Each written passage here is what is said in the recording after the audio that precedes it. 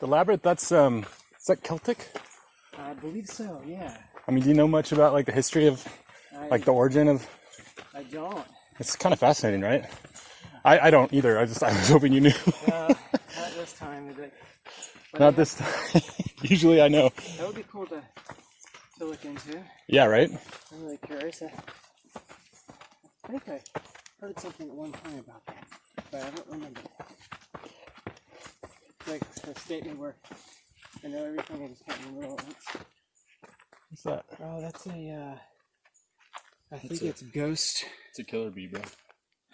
That's Ghost,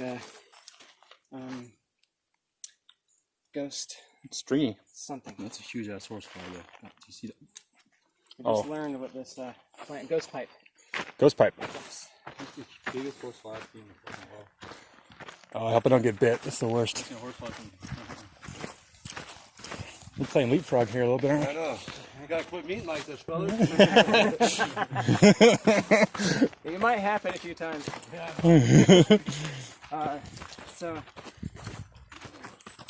a lot of people come out there for pilgrimages and meditations. Labyrinth is like a walking meditation, right? Labyrinth is a walking meditation. A heavy labyrinth that's really beautiful. From what I've been told, the locals and tribes as well as people from Mount Shasta go there, and they've been working on these elaborate labyrinths for a while. And there's one of them on, I'm forgetting what it's called right now. It's something, Bunny Flat. Bunny Flat. Yeah, Bunny Flat's a really beautiful place to go. It's actually where people in the winter go and cross-country skiing and snowboarding. Super fun. Okay. But that's one of the beginning spots for hiking up to the summit. But anyway, people go there and they have a lot of experiences and meditations and events. And there's a conscious earth gathering once a year there, where a lot of people come with all their different spiritual modalities and healing, and they all meditate and pray for the earth.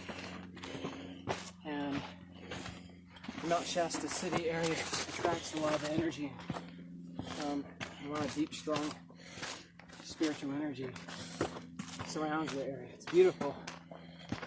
And also the waters there are some of the cleanest, most pure water on the planet. And the head of the Sacramento River, the headwaters, begins at Mount Shasta.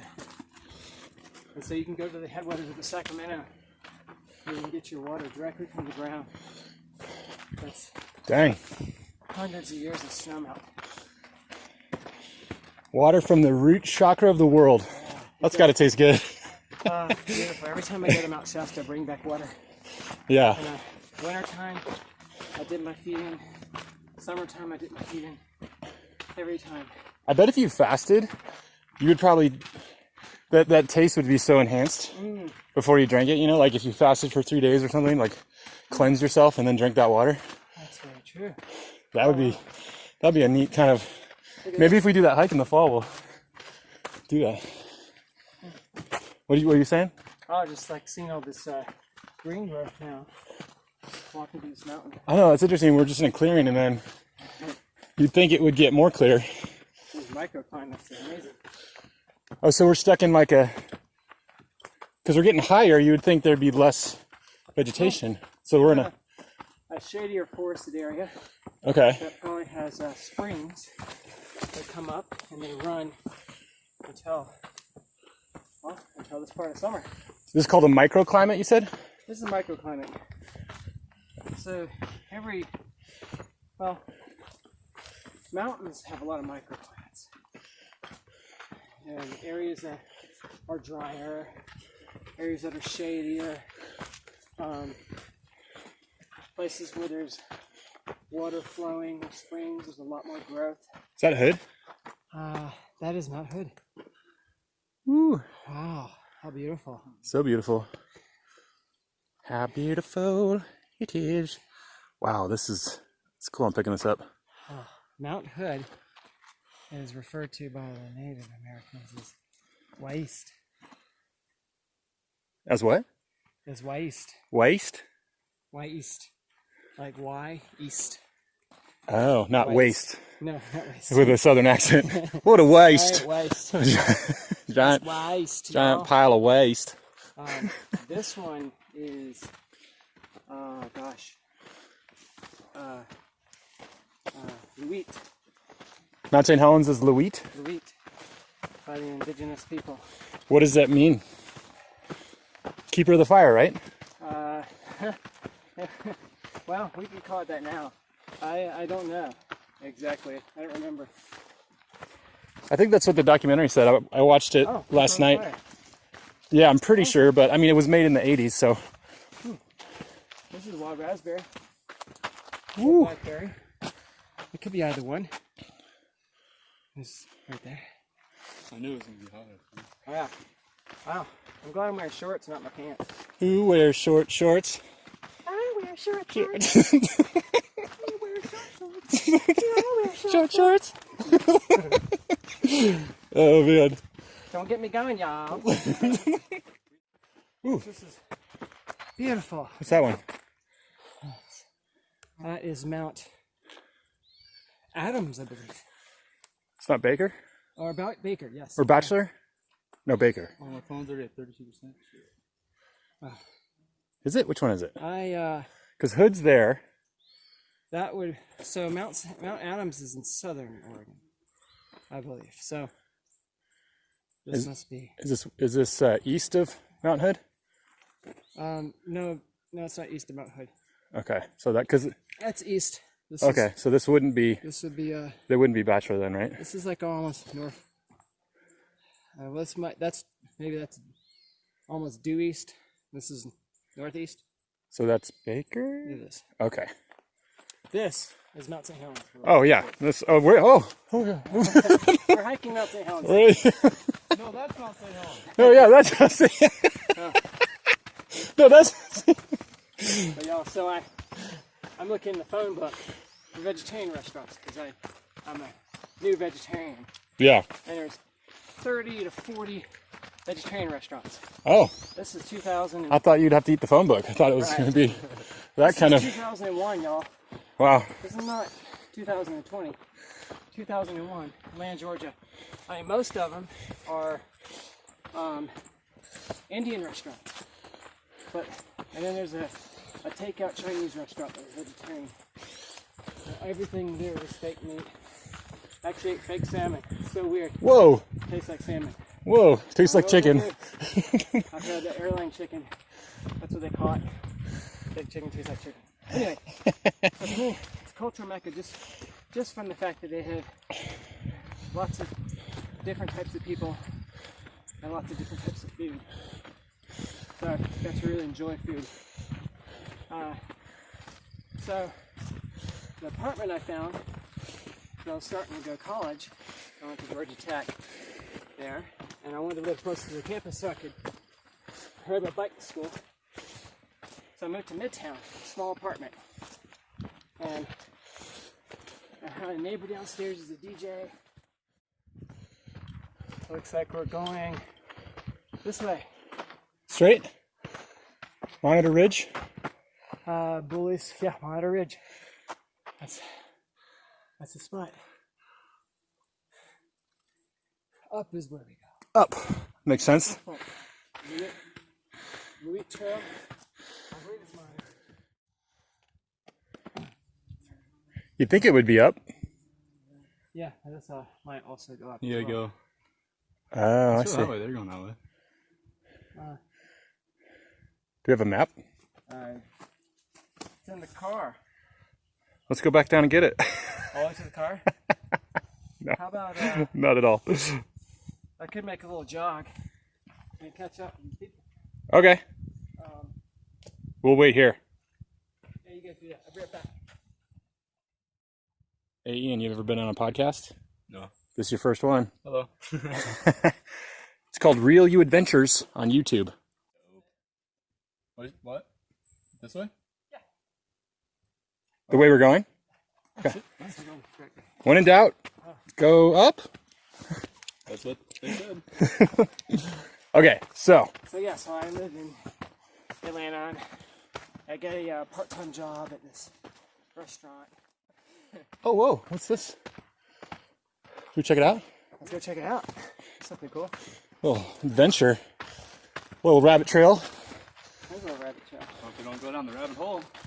Ooh, I want to go down the rabbit hole. Right. I hope that conversation gets there.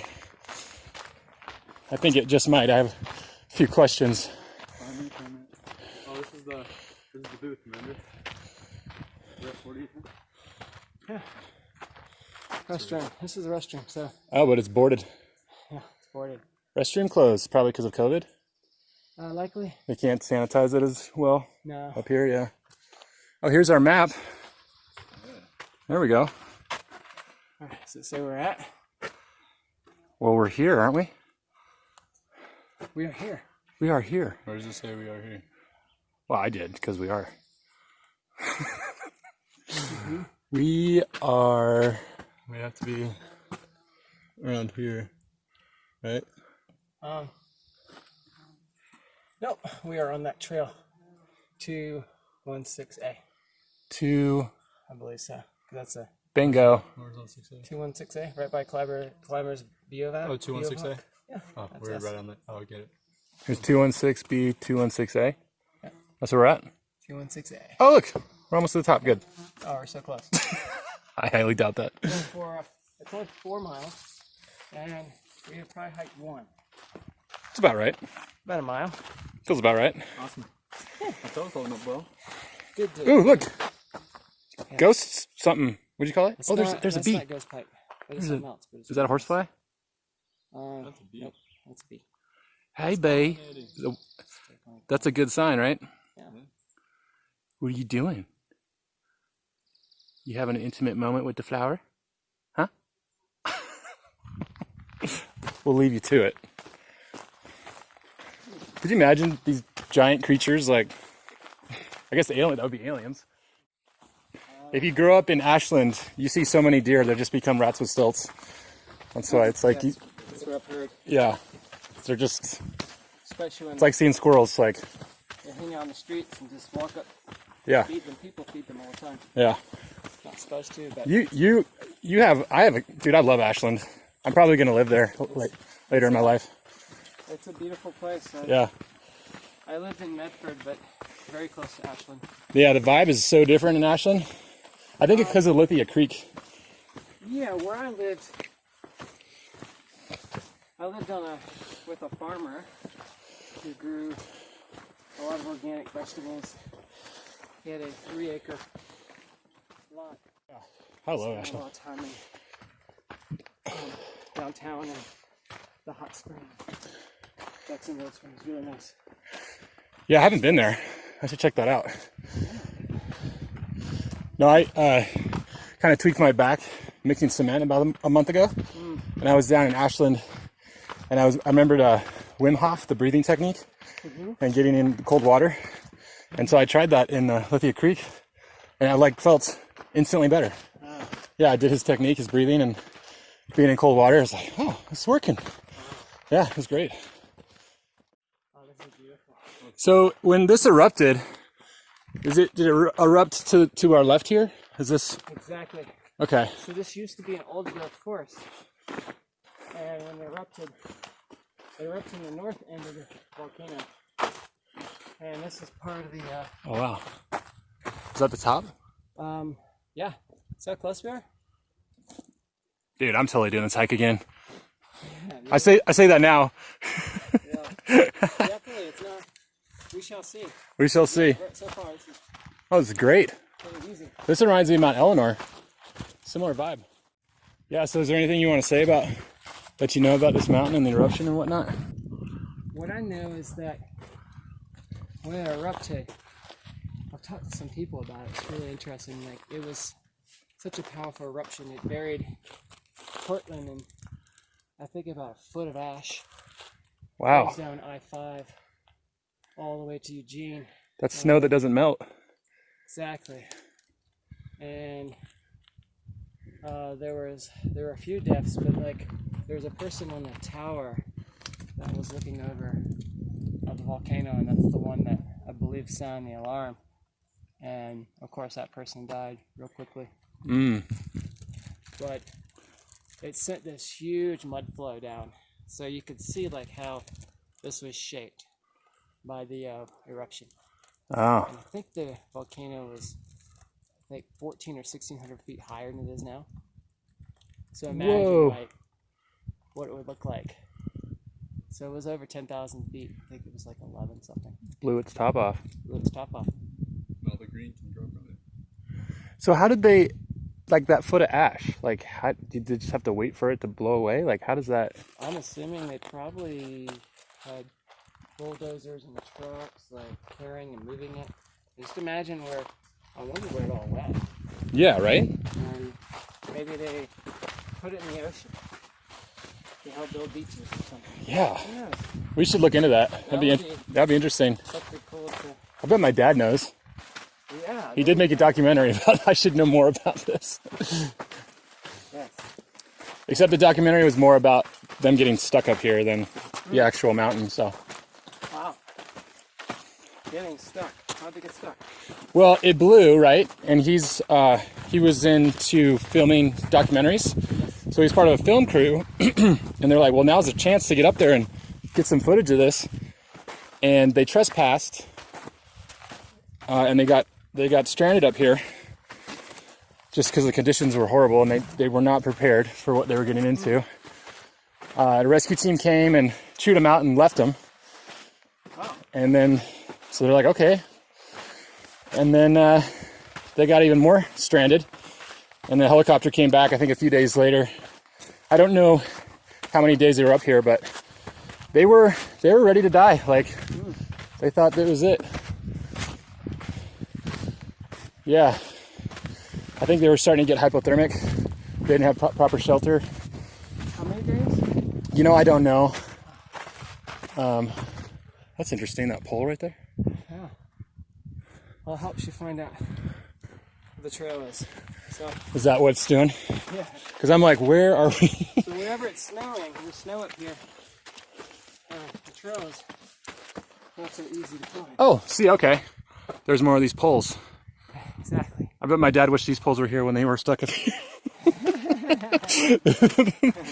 Maybe they put them here. Yeah, maybe. That's what their punishment was. Yeah.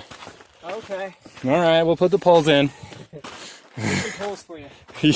Yeah. So We'll come back and get you when you're done. Were you up here with tents and stuff? From the video, it looked like they had some tarps. That was like the best they could do. But they were just moving so slow because they're hiking through mud and ash. And I think they were on it when it blew a little bit the second time.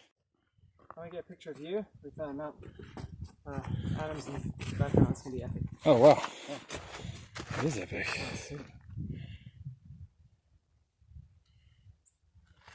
Cool. Awesome. I didn't know that. I didn't see that. Damn. Is this awesome? Look at Mount Hood. Oh, yeah. Wow. I've seen better. Yeah. That's a good one. Yeah, I saw better on Netflix last night. Did you? Yeah. You know, I watched it in high def. It was better than this. there's not anything much better than Netflix though. It's like, Yeah, this is like a 7 out of 10. Good Netflix show is good 10 out of 10 for me. So, yeah. but you know, just something to do during the day. Got to mix it up. Southern vernacular. Y'all, we ain't got no mountains like this back in south. Imagine, like, back in the day, people binoculars trying to find a way, you know what I mean? Getting to the high ground, Oh, trying to see where to go. wow, yeah. Just imagine being a settler or just a voyager, pioneer, just walking up here, not knowing where you're going, not knowing anything about this, and just coming up this mountain. Oh, I look. wonder who's ascended this mountain in the past before 1980. It'd be really cool to see what it looked like from up top. Oh yeah. Ooh, that's something to look into. Dude, I'm totally, look, in camp. Oh yeah, definitely. Oh man. This is it. Like, I want to come out here and camp. Yeah, dude, let's do it. I never been talking about these. I don't know if I'm good. Huh? This is the time we find out, eh? Oh, you never been for real? Wow. All right. I think it is. Okay.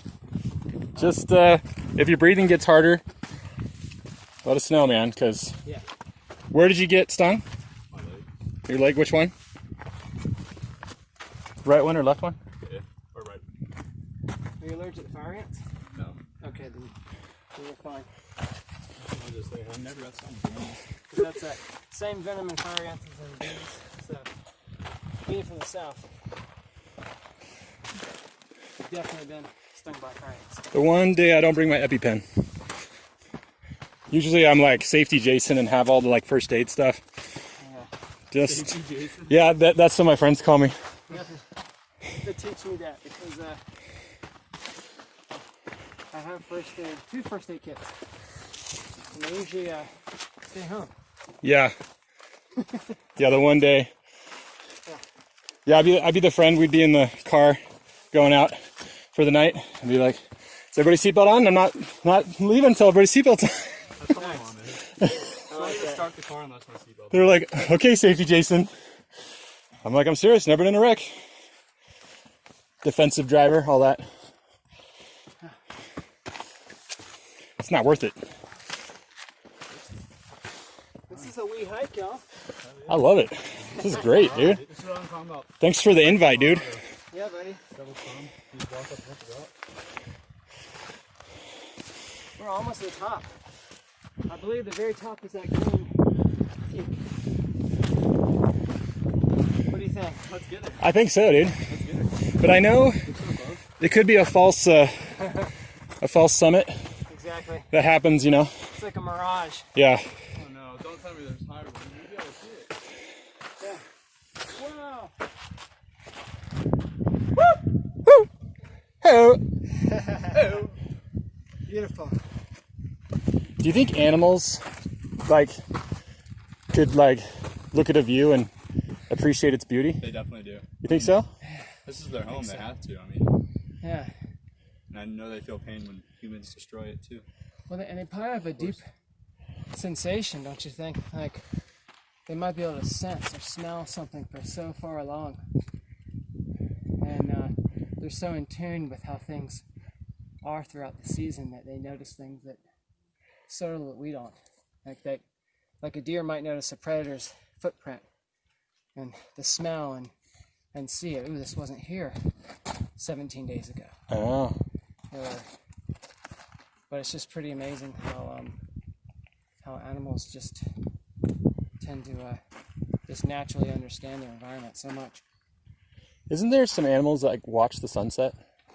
Those thought I heard- meerkat things, don't they? You know how they pop out their holes? They'll watch the sun go down. The lemurs? The lemurs? Like meerkats or whatever they're called. I thought I heard prairie that. dogs or something like that. Yeah, I They thought do I that heard too. there's animals that will like watch the sunset every night. I could be just making that up, but Maybe. well, humans, we're animals that watch the sunset. Yeah, technically we're mammals. So I've been into this. This guy bought me this book called Rewilding. Oh yes, Have you heard of this? I've heard of it. So I'm an audio-visual learner, so I started watching YouTube about him and some interviews, and yeah, just getting into forest bathing, which is how do you pronounce that? And it's Japanese, right? Shin something. Yes. Anyway, yeah, just the healing properties of being in nature, like what it does for the mind, especially. I mean, I've noticed that running on Hag Lake every morning, just like resets me or sets me for the day. Like, yeah. I like his attitude of encouraging people to just simply be outside as opposed to like thinking they have to do an extreme thing to be in the wilderness. You can just simply just be in the wilderness, even in like a local park, and like the benefits that it does. And this guy was saying something like 120 minutes a week is kind of a good baseline to be in nature. for your mental health? 120 minutes. Yeah, and I'm like, well, I'm in the nature every day. Like, you know, I work a tree to tree, so I'm like winning. 120. Yeah, Okay. yeah, that's apparently the latest. 2 hours. I mean, I need way more than 2 hours. But Oh like, yeah, I'd like to have way more. but if you live in the city, that's something you have to have like intention with, right? Like, Yeah, I try to do that in the mornings when I get up. That's why I get up so early. So mm-hmm. I have about an hour to be outside.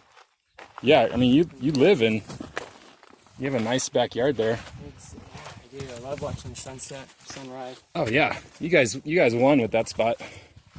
It's true. You know, my sister almost bought that plot of land Yeah. when it was. She probably told you Well, when it was really cheap way long ago, and they just decided not to, and she kicks herself. But I'm like, but then we wouldn't have cool neighbors like Jason and Lulu. well, who knows? Maybe like I talked to Rose about buying the place Oh really? and doing some type of share thing. Maybe building cabins, Oh man. and that is kind of like a retreat. Yeah. And because there's a potential that at some point I'll move out of Portland, because I'm not a city person. Yeah. Same.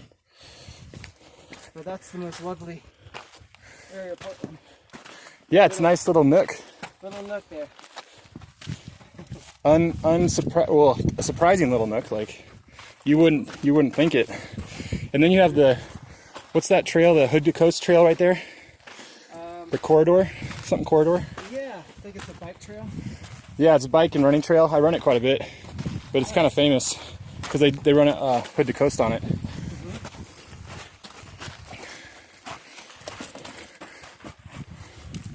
Let's see if I can do this with the gimbal. This will be the ultimate challenge. I can do it with my toe. You can do it.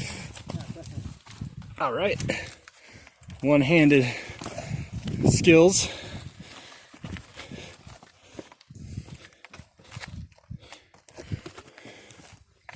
Yeah, 4 mile hike is usually no big deal.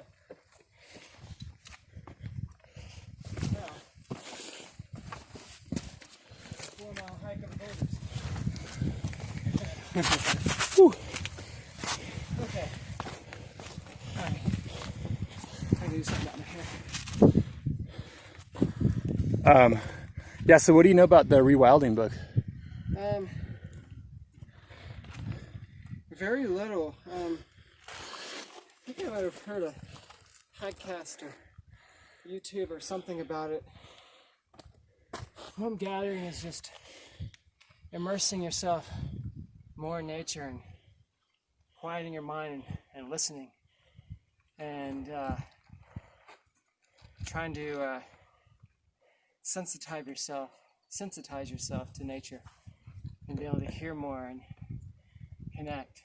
Sort of just going into the wilderness, even without really a lot of supplies, just for a day with just some water, and just really connecting and feeling the soil, feeling the earth, and taking your shoes off and connecting and just letting that element of you that's primordial and wild to just take over. Let that curiosity and that young, youthful curiosity just lead you into the forest, into the depths of nature, so that you can connect harmoniously with it.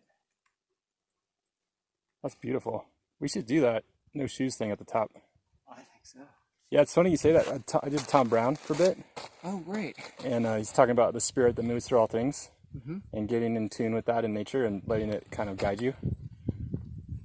I've been in situations like that where I didn't know where to go, and it was kind of getting late, and I just tapped into that when I was, into his books and his school, and it led me to this little nook where I could sleep and be safe for the night.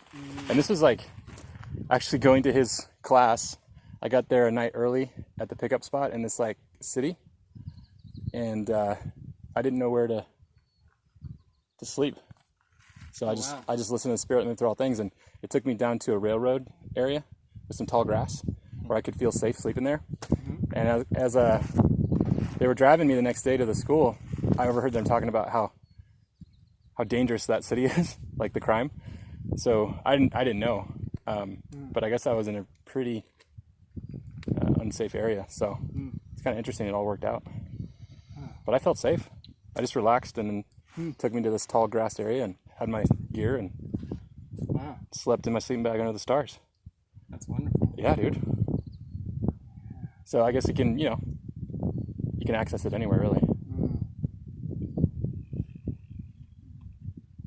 I went to this place called Eco Truly Park, right outside of Lima, Peru. It's a Hare Krishna ashram, and we found out where it is, and I forget what little province or town it's in, but it's a really dangerous area of Peru, outside of Lima, that a lot of people, a lot of Westerners don't really go to because there isn't really a police presence, and there's a lot of gang activity out there. So we decided to go out there, of course, because it's in Hare Krishna ashram, really beautiful, and from what I've heard, there's someone coming. Someone's letting this thing pass by. There we go. And so we went to this ashram, and it was super magical. It's right on this beach on the ocean, and there's Beach by the ocean. yeah, just beautiful. There's fruit trees, there's peacocks. They're all sustainable. They create their own salt. They dehydrate the seawater and make salt. And so we got to stay there for a night. And during our tour there, this really peaceful place got robbed. Whoa. And we all had to hide our passports and hide in this structure. Wait, you were hiding while I was getting robbed? We were hiding while I was getting robbed. Oh, man. Some armed people with guns came. No They way. come every few months when I was told. To rob the place? They rob the place, but they usually make it to the front desk area where they have money, and they just go there. They don't, unless there's tourists around that spot, you don't usually see them. Jeez. Exactly. However, Were you like freaking out? I mean, that would be a little bit, yeah. that would be scary. It was really scary. It's like a scene in a movie, dude. It is like a scene in a movie. We didn't see them. We were far enough into the farm because it's a beautiful, many acres, and we were on a tour. And so about 20-30 minutes later, they came. It's safe. They're gone, and the police came, and they had to bring the Federalis Nacional or something like that. And they came and they just stood guard the rest of the evening. Wow. And that's you have to pay the police to come out to that area. Huh. That's how it works. Yeah. That's different than the United States. Yeah, for sure. But the next day it was interesting. I went through this experience of like a lot of fear, right, because of what happened. And then that evening, and we had a beautiful chanting and drumming and really good food. And then the next day, just stayed there most of the day, and it was just it felt really peaceful. And then taking the taxi back into town and getting onto the bus felt really peaceful. So sometimes it's, I think a lot of it has to do with where our mindset is in a space. However, I mean, a place can be dangerous, of course, but sometimes we can draw that energy based on our emotions. Yeah. No, I believe in that, man. You can become like gravity to it, right? It's true. Yeah. I mean, there's times I was in Amsterdam just by myself, and there was all these signs, and people at the hostel warned me about the crime, and I walked around there all night feeling totally safe. Like, it's just the energy I carried. Yeah. Nothing happened, you know. Just, I don't know. There's something to it. Power of belief is really. I mean, you don't want to be naive or anything, but yeah. It's true. What's that? Meth gators. Meth gators? Yeah. What is a meth gator? Well, it's real simple. Essentially, an alligator on methamphetamine. Is this a real thing? That's a good question. But we'll go into just the assumption. Oh, wow. Now, in life, there are some things out there that are frightening. A grizzly bear, water moccasin. You ever heard of water moccasin? In the south, we have these snakes that are very aggressive. They'll actually swim out to you and try to get you. No way. Yeah, they'll jump into your boat. Whoa. But yeah, you hear people talk about that all the time in the swamps in Georgia and Florida. Oh, and what do they just bite you? They'll kill you. Whoa. But they only come if they feel threatened, if you're near their nest and stuff. Anyway, dangerous things like water moccasins, grizzly bears, Meth gators.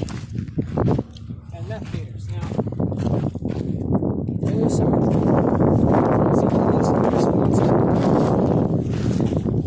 tragic, dumb things in life I've heard of are giving animals drugs. LSD, cannabis, methamphetamine. I've heard of people giving squirrels methamphetamine. Oh, geez. There's a thing called fighting squirrels. What? I've never heard of that. So it's not just roosters, y'all. We have fighting squirrels too. Now, the idea that someone, I don't even know how they did it. Some redneck in the swamp, South Florida.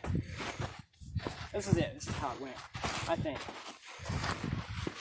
And some redneck's like, hey y'all, I'm bored, man. Let's go out in the swamp. I'm bored. Get us a gator.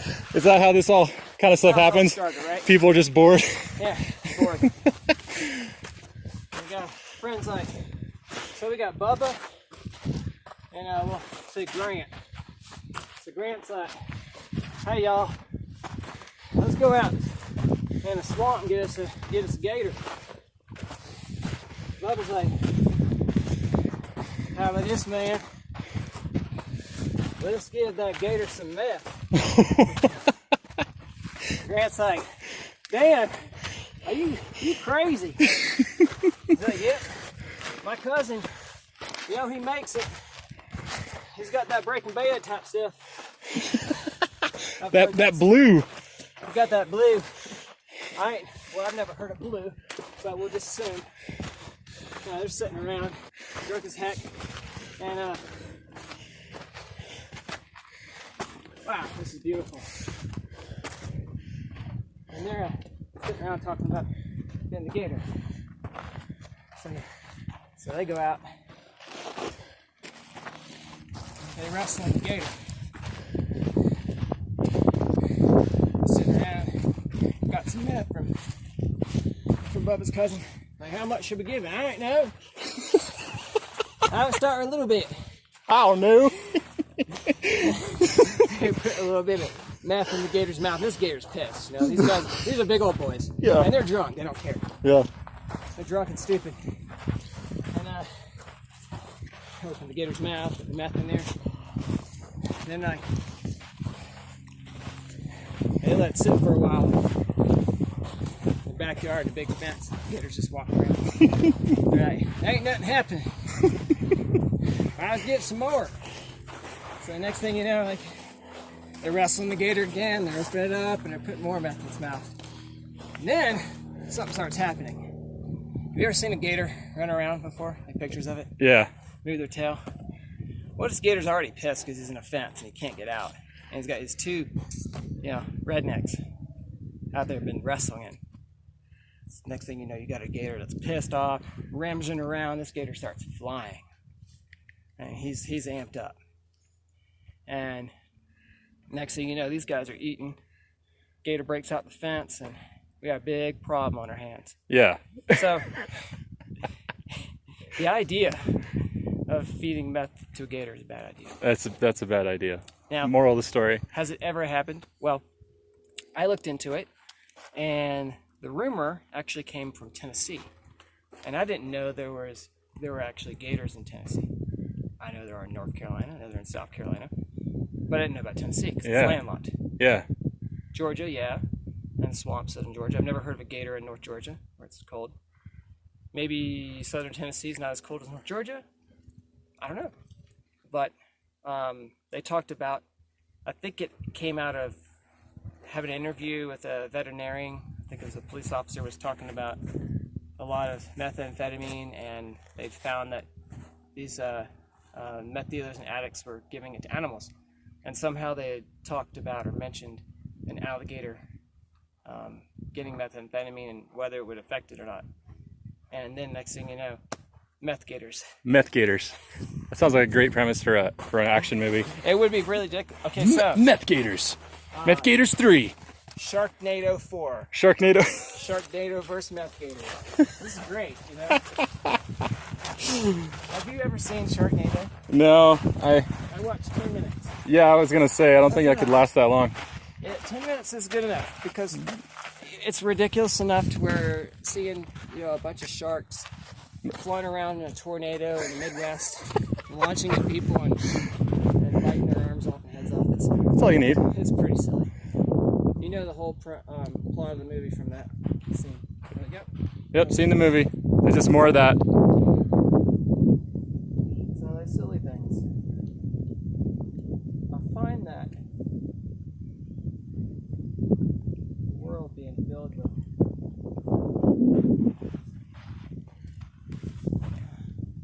suffering or just intellectualism and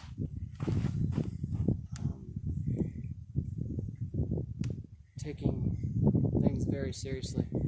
That's important to find humor in reality Yeah. and express it often. Yeah. Yeah, I'm a big fan of humor. Alright. Yeah. Yeah, You can't laugh about it, man. It's yeah. you haven't learned enough about said thing you can't laugh about.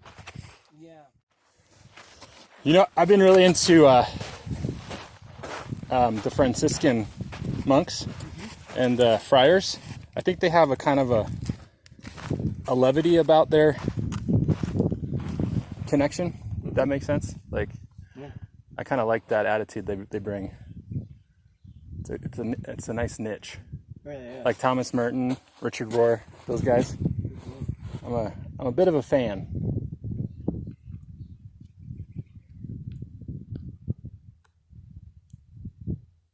Yeah, at some point though, it'd be interesting to hear your spiritual journey, because I know you grew up in the deep South and how it's evolved. But It has evolved.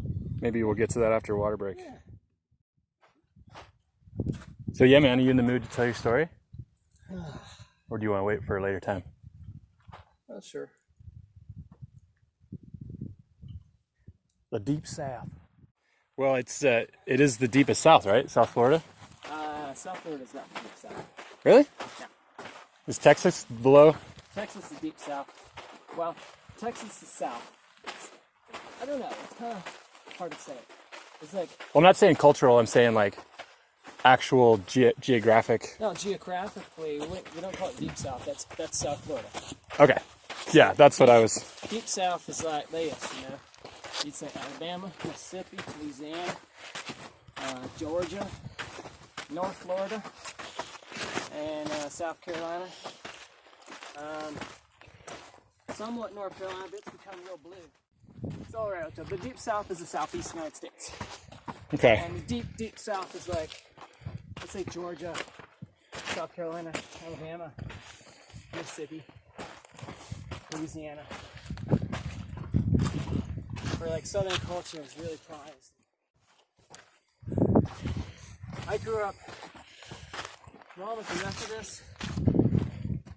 My dad went to, at one point he went to a Christian school. I think he wanted to be a minister at one point. Ah. It was I think it was a Billy Graham.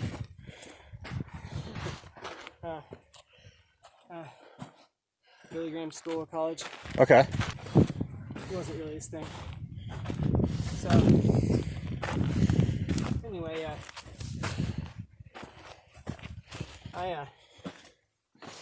I grew up with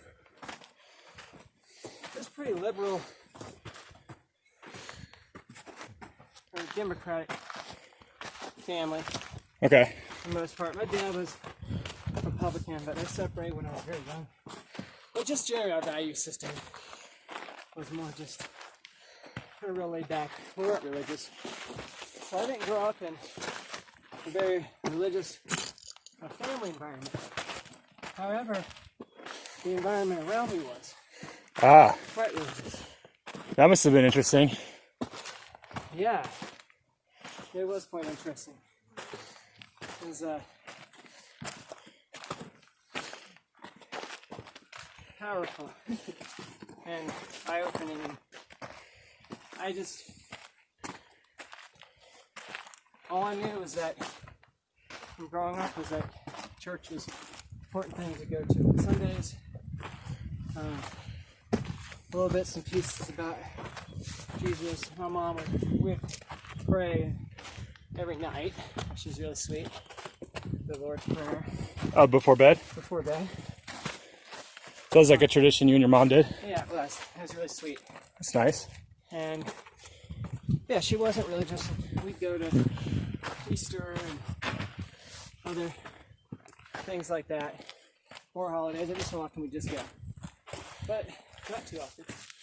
So, needless to say, I didn't grow up religious. Yeah. And so, I also, middle school, went to Catholic school. And I went to Catholic school not because my family was religious or anything, because they wanted me to get a good education. Mm-hmm. And so, I went to school for 3 years, 6th grade to 8th grade, at a Catholic school, St. Paul's Catholic School. St. Paul's Catholic School. In Jacksonville, Florida. And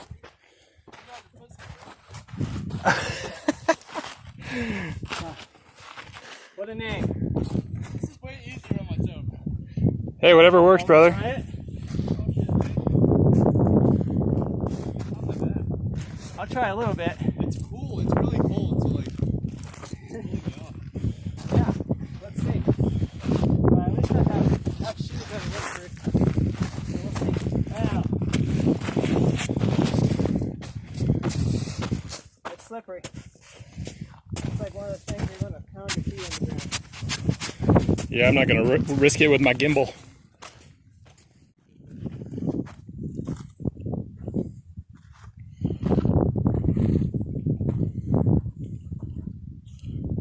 This land is your land. This land is my land.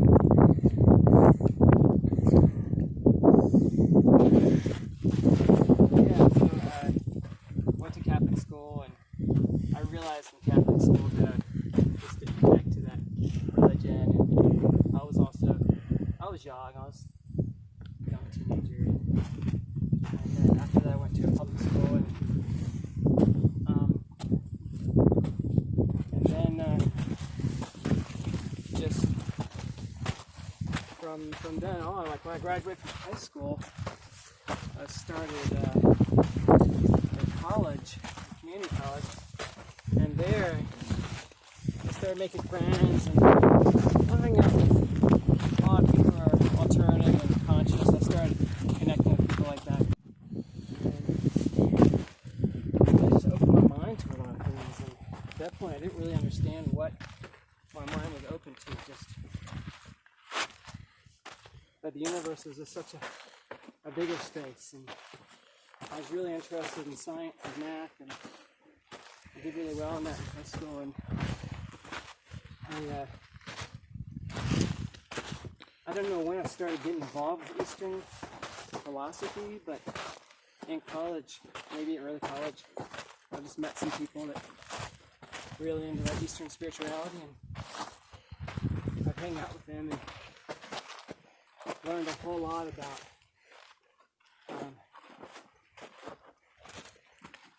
religion and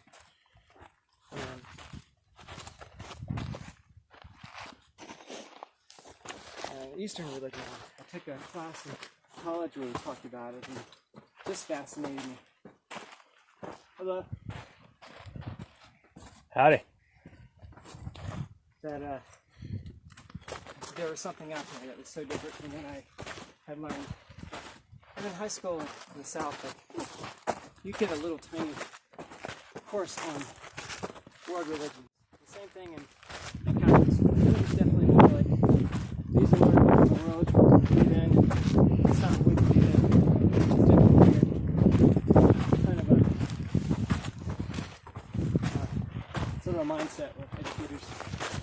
Yeah. Except for college. And that was what's so cool about college. Is I started noticing a big level of diversity and people and meeting people from other cultures and I was really interested in poetry and writing and music. I wrote a lot of songs at that point, and a lot of poetry. What do you think, left or right? Looks like there's a trail to the left. It looks like either one. I think that we're just going in that general direction as long as we follow these goalposts. Yeah, on this one. Okay. And yeah, I got introduced to yoga from a health coach in my health class. Oh, okay. I went to a yoga studio, and because I was a student, I could go to class for free. It was out at the beach. Jacksonville Beach is about 45 minutes from where I lived in Riverside. So I drove out there with my friend Jessica. I went to my very first yoga class, and it was really neat and fun. I realized like how flexible I was, and that was really sweet. And they talked about breathing and meditation. Even though it was a power yoga class, there was a lot of discussion about it. And it was profound and made me curious. And then I got more involved with interested in yoga. Oh, you can tell somebody did it. Yeah, totally. Even kind of recently.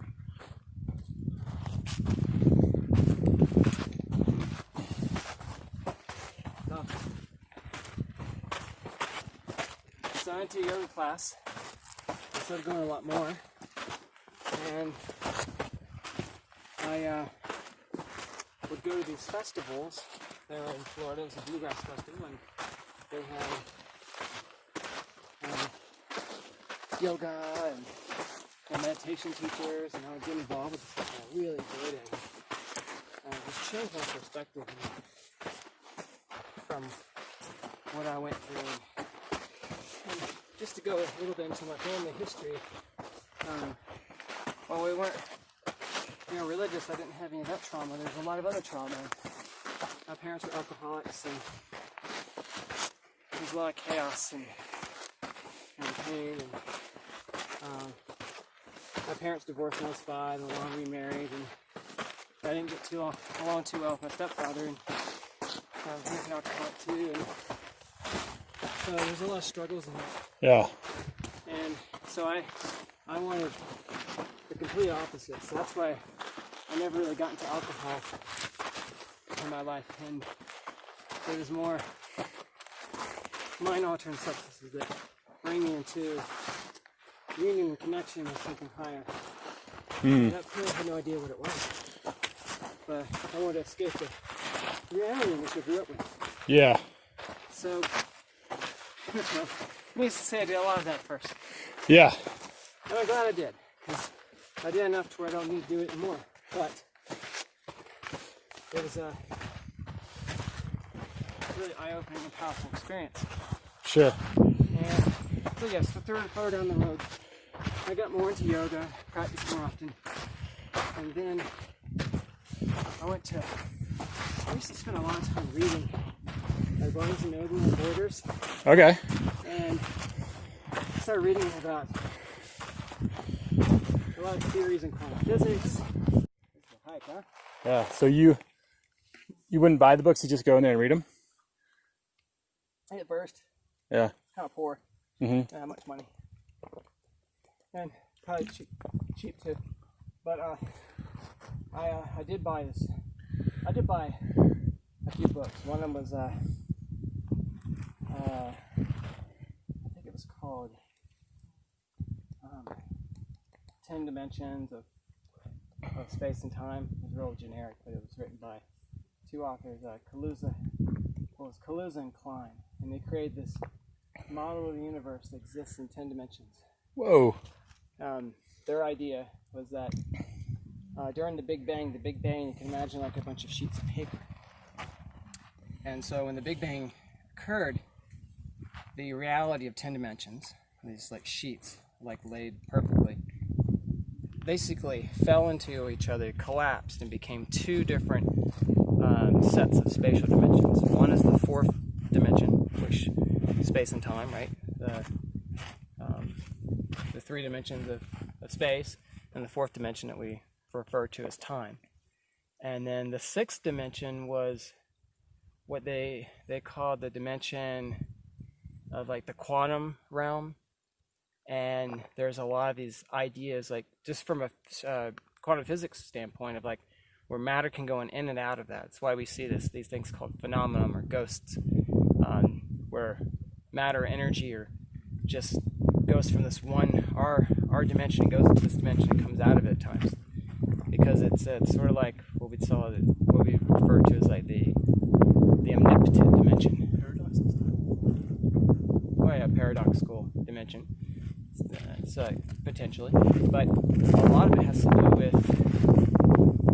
the realm of existence that we can't quantify. And so nowadays you have like fifth dimension, you have 12th dimension, you have all these different dimensions that have come from a lot of like New Age thought and spirituality, and which I don't know a lot about those two, but I really got into this whole dimensional theory and looking at the quantum realm, and I really like the idea of that connection to spirit and the connection to the infinite, or God, or however you want to look at it, and how every element of matter and energy is all related, and the God particle is just this, what we would consider a particle of relationships upon all matter and atoms and subatomic particles that makes up the fabric of existence and the fabric of our internal and external universe. And so it was really beautifully written, and it really connected that element of like science and physics, which is where I was at, right? Yeah. Intellectual. And the other element of me that I learned through yoga and meditation is that of the spiritual element, and also through my my spiritual experiences in psychedelics. So it really fed those two parts of my soul, and or my intellectual side and my deeply spiritual soul side. So that led me into trying to find out what spirituality. So I studied Hinduism, and I found that there's elements of it I really liked, and found that I connected with a lot of that. I read the Bhagavad Gita, and I read some other spiritual books in India, and fables and stories, and I connected with them and deeply. But what I find is that Hinduism is not necessarily polytheism. It's just a religion that has different representations and forms of the high power, or God. And like same God, different masks. Yes, exactly. Just like we have different personalities. So does the infinite. You can't just think of a God as being one particular personality, and we have no idea what that personality is. So all these are just different reflections of the infinite. And I started seeing that very early on, and I found that I was a kid, I was really connected to Native Americans. I watched a lot of movies on Native Americans, and I really connected with the nature connection, because I loved being in the woods as a kid. I'd run around barefoot all the time, with no shirt and shoes, and running through blackberries. That's why I have such strong feet. That's why I'm scared of getting a pedicure. I don't want to lose those calluses. So if I want to run through blackberry fields again, I'll be okay. So anyway, I got really into Native American spirituality. Without, I'd say got into it, I'd really go into really understanding the deep practices of it, but I just connected with it. I'd even make Native American chants and sounds, it kind of just flowed through me. And one day I hope to just learn more about that and connect more and actually learn real Native American chants. But so that culture and spirituality. And India was really fascinating to me. And I found that at one point when Alaska and Russia were connected and people migrated eastward to the United States, they think that ancient Indians, like from India, had come up and moved into areas of like Mongolia, into Russia, and originally these indigenous people crossed the land bridge into North America, and they became what we call the Eskimos. Because of the Native American spirituality and culture, Eskimos and all Native Americans, their spiritual beliefs are very similar in a lot of ways to Eastern philosophy. And they're very like nature-based. They're not as let's say structured and have different hierarchies that created in India. India is very intellectual. But again, I'm still seeking, right? So I'm not a Buddhist, but I like the idea of Buddhism. I like the chanting and mantras and yoga from India. I like the elements of Jesus' teachings in Christianity. Very peaceful. The ultimate peaceful protester against the corruption of the times. Yeah. And so that part of Jesus I really liked. And I got into Taoism, which I very much enjoyed. And I love the Tao Te Ching, the Tao of Pooh. Yeah, Tao Pooh. Day of Piglet. Yes, that's a good one too. Yeah. So there's, and I really like the Tao. It's another one that really helps you get out of your mind to realize that being spiritual per se is not about God or Creator or some powerful supernatural force. It's just about opening your mind to close your thoughts. Okay. And I believe it's also the goal of yoga. The goal of yoga is not to become a pretzel, super fit. It's to That's super fit pretzel. yeah, A muscle pretzel. muscle pretzel. Pretzel muscle. That's It's hilarious. really all about you do yoga so that you can strengthen your body, so you can sit up in a nice comfortable position to meditate and do pranayama. That's the original goal of yoga. Isn't it to experience Brahman? That's part of experiencing Brahman. You gotta sit, be still. So all the conditioning to the physical aspects of yoga, or Ashtanga, or Hatha. Ashtanga just means 7 limbs. Ashtanga yoga practice is not that, but it's a form of yoga that does have the element of the physical Hatha yoga, which means sun and moon, Hatha. So the polarities, that's why the positions sort of alternating legs, alternating arms. You're working with, in Eastern philosophy, Taoism, the yin and yang, right? Yeah. So the opposites that attract. And so, yeah, it's really a really powerful system of conditioning the body, conditioning the mind, so that one can see clearer. It's just similar to people who run, the focus that we have. Yeah. Yes. The energizing thoughts, Yeah. the peacefulness that comes out. I mean, how many people that do yoga are hitting human beings? That'll be a good case study.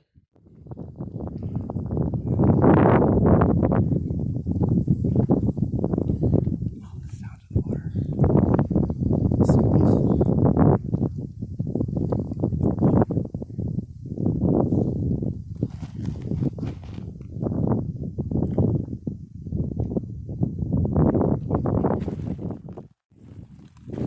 Let go of things in life.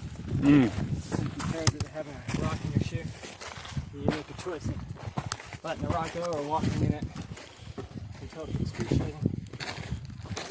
Ah. So just take the rock out.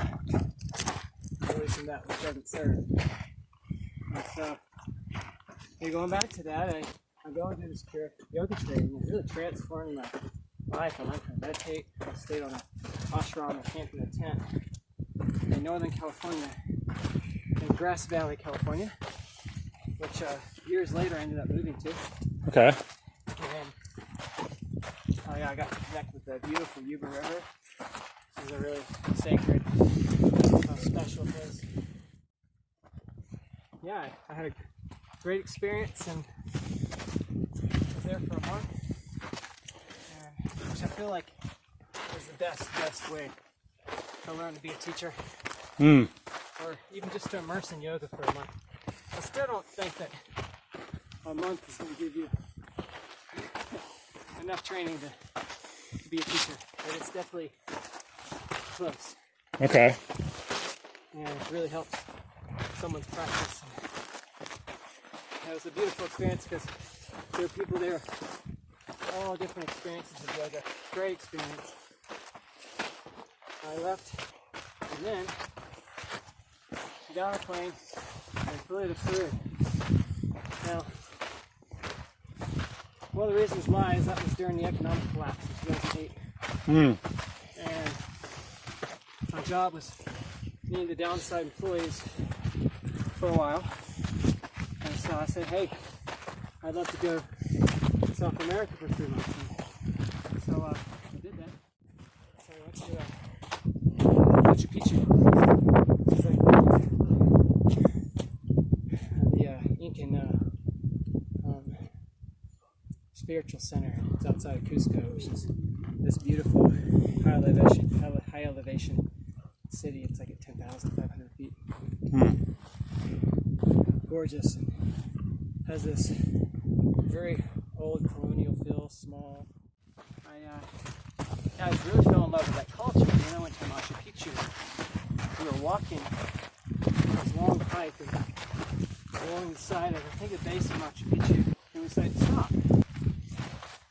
I think I took my shoes off.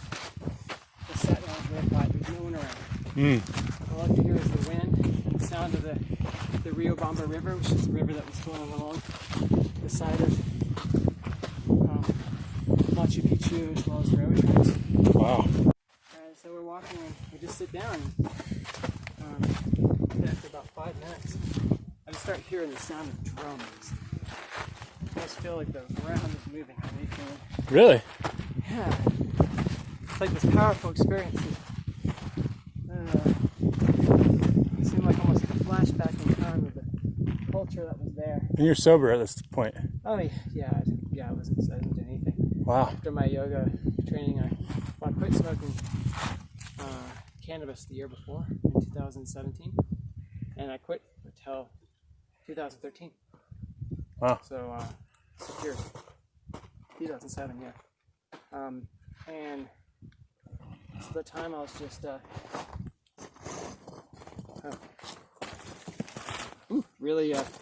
really focused on that, and I was also just vibing from the yoga. I was still practicing every morning at like 5 or 6 in the morning. Even though I was in Peru. So I was just a lot more in tune with things. And I just started hearing this sounds of drums and having these visions of these ancient people in the area. Not really, almost like kind of silhouette. I very much connected deeply to it. And then came back to the United States. Profoundly changed in a lot of ways. I came back to no job. for no money. All the money was spent in South America. Yeah. So I came back and poor. I'm gonna start back over. Luckily I had the place to stay. And I might have borrowed money from my mom to pay rent Yeah. for the month of January. Sure. And then I went to, I went back to teaching yoga a lot more. I had several classes a week. I taught a studio that I helped co-create called the Sacred Embodiment Center. Oh, cool. So, kind of leading me up into this point now, and I think part of my whole life a connection with science, spirituality, yoga, and nature. I found that my spiritual nature and connection is upon the earth in which we walk. That is where I focus.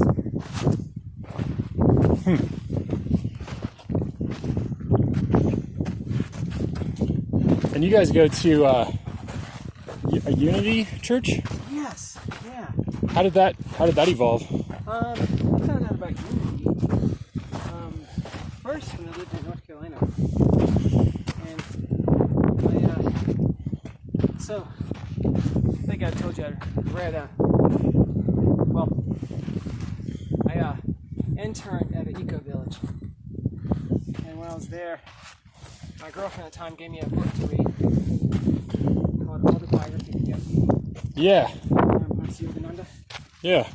And so I was there, living in this eco village. I read it, and it's so powerful. Yeah. I'm actually right now in the process of rereading it. Yeah, because he's big into Christ, right? Well, I mean, a lot of things, but yeah, Christ consciousness. He's got a lot of books in it because I'll go into his story just a little bit and what attracted me to it. And there's a point where he has to learn about the Bible and about the Christ, and because Sri Yukteswar had a vision of seeing Swami. Remember how we thought that was a thought? Right? Yep. False Summit. Exactly. Okay. That's a vision of his student becoming a teacher to the West. He told him you need to learn about Western culture, Western spiritualities to understand it.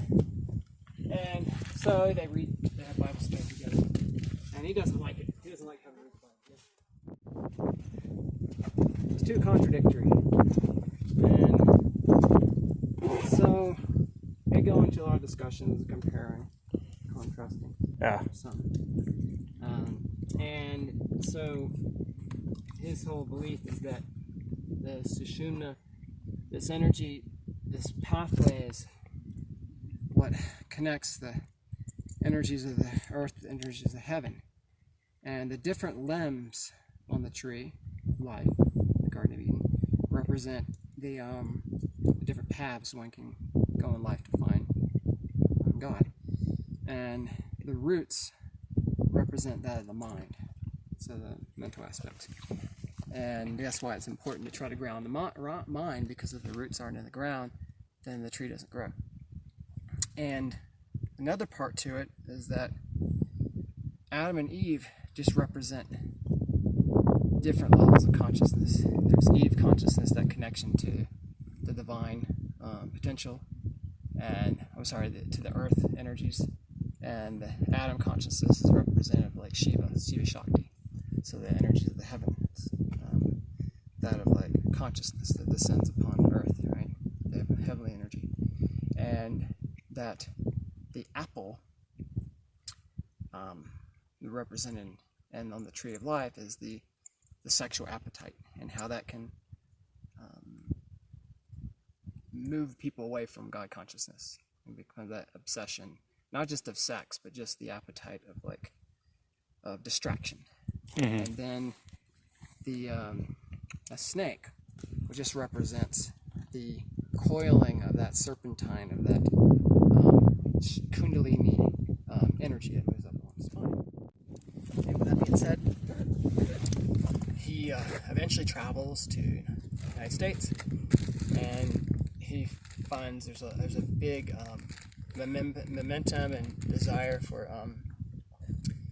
yoga in America, especially like meditation, and so he starts this consciousness movement, which ends up being the self-realization fellowship, and trains people in it, and starts in, forget where in California, but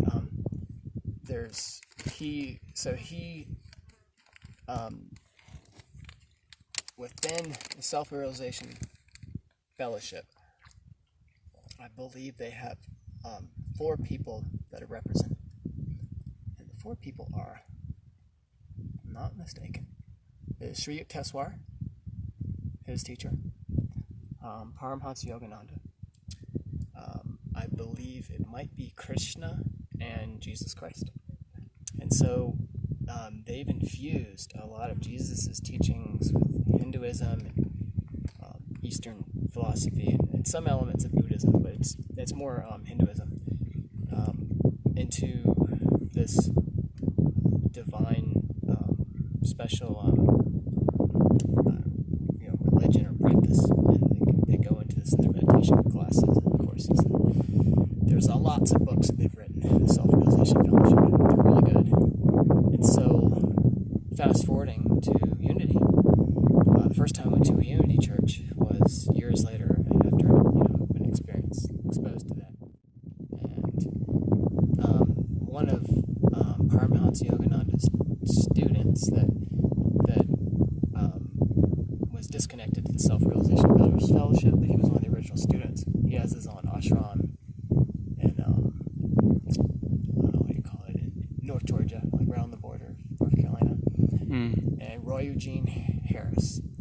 And I went to a lecture of his at a Unity church, and that was really cool. Being at Unity church is really cool, but I never once. That's what I saw earlier. That was on my back. It was a hummingbird. It was a hummingbird. It totally went right in front of the camera. That was Dude, awesome. It happened twice to me. It went right on my back earlier, and I thought it was like Wow. a big moth or something. But it was Trying a to tell you hummingbird. something, man. Wow, man. It's trying to tell you something. Dude, Hummingbird. Wow, buddy. it was like 13. I've never seen one that close before. I've never seen one come up to someone that close. That's wow. Yeah. You gotta tell your mom that. There's a I message know. there. That happened Wow. three times. Yeah, wow. I literally landed right on my right shoulder. Dude, Wow. that's something. That's something powerful. That is powerful. That's weird. Maybe it knows my toes. Like you're doing good. You know what I mean? Yeah, just keep going. Look at Dude, this. the whole time, just like. This bird's getting close too. Check this out. Bro, my mom loves birds. So, Probably heard my mom.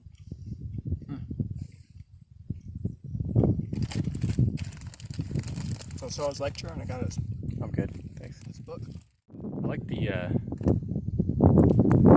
bringing the heavens to earth idea. I've experienced a lot of like just I guess you call them heavenly experiences. Oh, nice. Where it's kind of like just want more of that. Let's like focusing more of my attention on experiencing that here, as opposed to something that happens after we die. But like, like why not? It's true.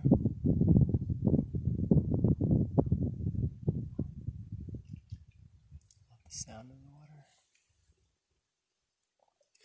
Definitely gonna fill a water bottle up there. Yeah. You have your filter, right? Mhm. That's where It's good for like 150 gallons or something. So what is it? Is it you squeeze if you suck out of it, right? Is that the one you have, or is it a pump? Because it's the life straw then. Yeah, that's all you. But yeah,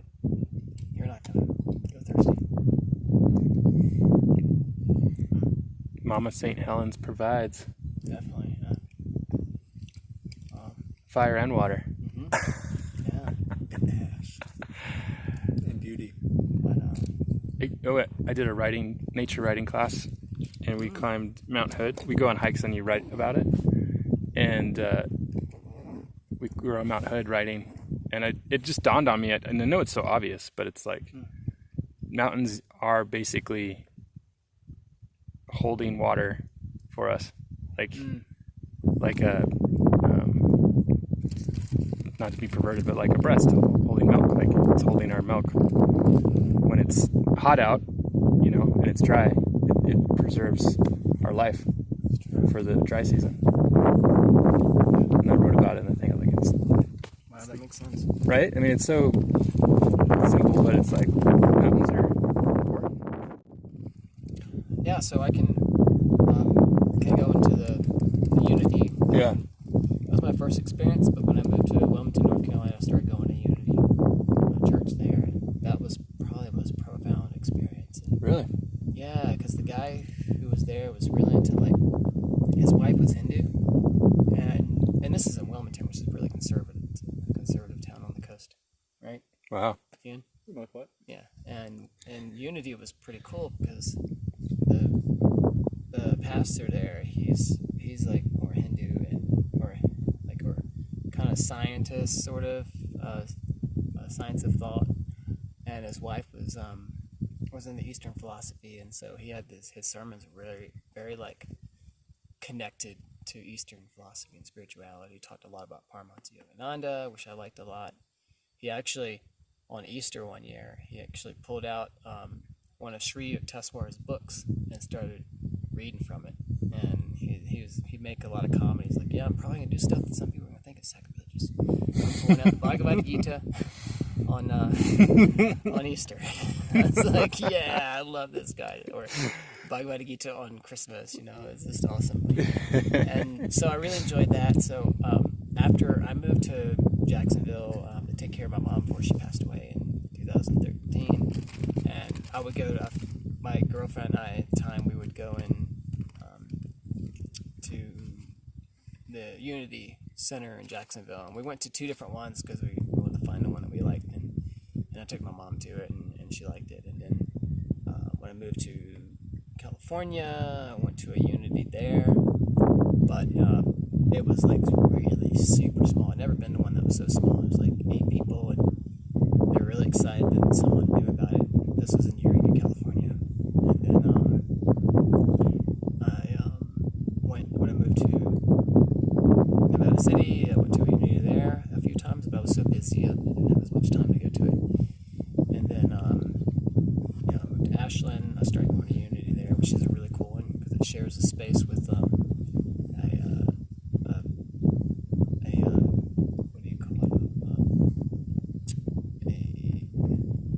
Jewish spiritual service too.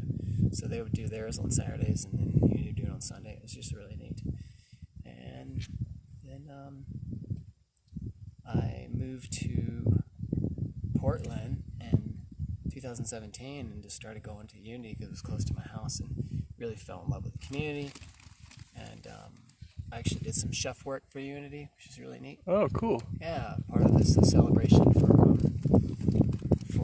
Armenian Celebration Day. I was one of the chefs, so I got to be known as that. And that was right when I started my business in Portland. And then I moved away, came back, and I've been going since. And Lou has been involved with the choir, and we were going almost every Sunday for a while until COVID happened.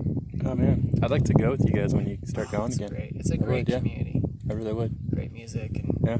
we can also listen to sermons online too. They're really cool. good. The woman who leads it, she's really into quantum physics, so it's like, Yeah. there, I know those connections. Yeah. You know how like scientists are trying to find the universal law of everything? Uh-huh. I've like tickled this thought, like, what if it's love? Like, that can't be measured really? Like, it's kind of fleeting, but it's maybe that's the universal law of everything. I don't know. Have you ever like... Yeah. That makes sense. Yeah, universal law of love makes a lot of sense. That's the, I mean, that's really what religion's about, and love. Well, and I've had profound experiences like where I feel like similar to a sponge in an ocean. Yeah. And like the love's just like flowing through me. Mm-hmm. Like, yeah, so it's like, what is this? This is awesome. That's cool. Yeah, it's really cool. It's very warm. Nice. Yeah. So yeah, I'm like my favorite verse in the Bible actually is for in love, or for in God we love, or we live and move and have our being. For in God we live and move and have our being. But if God is love, then you could say in love we live and move and have our being. I don't know. That one really hits me. It's like Acts 17 something. That's a great passage. Yeah, dude. Let me know about that Unity thing. Yeah, let's go check it out. Yeah, you can go inside of them. That's insane. You have to tours, but Do do do do do do. Do do do.